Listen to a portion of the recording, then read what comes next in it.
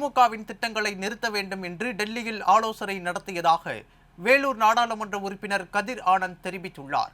வேலூர் மாவட்டம் காட்பாடி முத்தமிழ் நகரில் ரூபாய் 11 லட்சம் மதிப்பில் கட்டப்பட்டுள்ள பேருந்து பயணியர் நிழல் குடை உள்ளிட்ட பல்வேறு முடிவுற்ற திட்டங்களை பொதுமக்களின் பயன்பாட்டிற்கு வேலூர் மாவட்ட ஆட்சியர் சுப்புலட்சுமி, வேலூர் நாடாளுமன்ற உறுப்பினர் கதிர் ஆனந்த் ஆகியோர் திறந்து வைத்தனர். தொடர்ந்து அப்பகுதியில் நடைபெற்ற நிகழ்ச்சியில் 100க்கும் மேற்பட்ட தூய்மை பணியாளர்களுக்கு புத்தாடைகளை வழங்கினார். தொடர்ந்து நிகழ்ச்சியில் பேசிய எம்பி வேலூர் கதிர் ஆனந்த், மத்தியில் இருக்கக்கூடிய மோடி அரசாங்கம் மகளிர் திட்டங்களை எப்படியாவது நிறுத்த வேண்டும் என்று சட்ட வல்லுநர்களின் உதவியோடு ஆலோசனை நடத்தியதாக தெரிவித்தார். சொந்த தொகுதிக்கு திட்டங்கள் வேணும்னா நேரா போய் கேட்க மாட்டாங்க, நேர அமைச்சர்கிட்ட தான் வருவாங்க. வந்து எனக்கு அணைக்கட்டில் திட்டம் வேணும், எனக்கு வேலூருக்கு இந்த திட்டம் வேணும், முடியாததுக்கு இந்த திட்டம் வேணும்னு சொல்லி இவர்கிட்ட கேட்டு உடனே கேட்டு வாங்கி கொடுப்பாங்க. அந்த மாதிரி இந்த மாவட்டத்தில் கூட அத்தனை பிரச்சனையுமே தீர்த்து வைக்கக்கூடியவர் ஒரு பிதாமகன் இருக்காருன்னா நம்ம அமைச்சர் அவர்கள் தான். இப்போ தேர்தல் வரப்போகுது.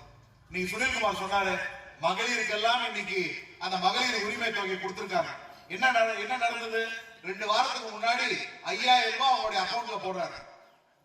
வண்டியராஜும் புஷ்பலதா வண்டியராஜும் காலையில போன் பண்றாங்க, ஏங்க உங்களுக்கு விஷயம் தெரியுமா, எங்க வீட்டுல இருக்கிற 2-3 பேர் தெருவில் 5000 ரூபாய் போட்டிருக்காங்க, முதலமைச்சருக்கு போன் பண்ணி சொல்லி தப்பாகி போச்சு, 1000 ரூபாய் இடத்துல 5 பேருக்கு பணம் ஒரே அக்கௌண்ட்ல விழுந்துச்சு, முதலமைச்சருக்கு போன் பண்ணி சொல்லுங்க. காலையில தூங்கி எழுந்து போன் பண்றாங்க.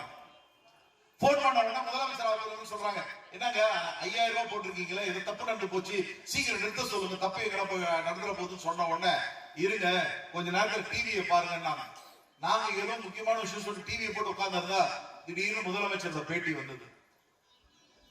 3000 ரூபாய் முன்தொகையாகவும் 2000 ரூபாய் கோடை காலத்துக்கான உதவி தொகையாகவும் நான் போட்டிருக்கேன்னு சொன்னார். ஆனா அது பணம் போட்டதுக்கான அர்த்தத்தை சொன்னார். ஆனா அதுக்கான காரணத்தை அந்த மேடையில நான் உடைக்கிறேன். மத்தியில் இருக்கக்கூடிய மோடி அரசாங்கம் இந்த திட்டத்தை எப்படியாவது நிறுத்தணும் அப்படின்னு சட்ட வல்லுநர்கள் கூப்பிட்டு ஆலோசனை நடத்திருக்காங்க டெல்லியில. எதிர்கட்சியா இருக்கக்கூடிய எடப்பாடி பழனிசாமி அவர்களும் அதிமுகவை சேர்ந்தவர்களும் எல்லாரும் கூட்டு சரியா எப்படியாவது இந்த 1000 ரூபாய் கொடுக்கக்கூடிய திட்டத்தை நிறுத்தணும்னு அதிகாரிகள் வக்கீல்கள் கூட்டு பேசியிருக்காங்க.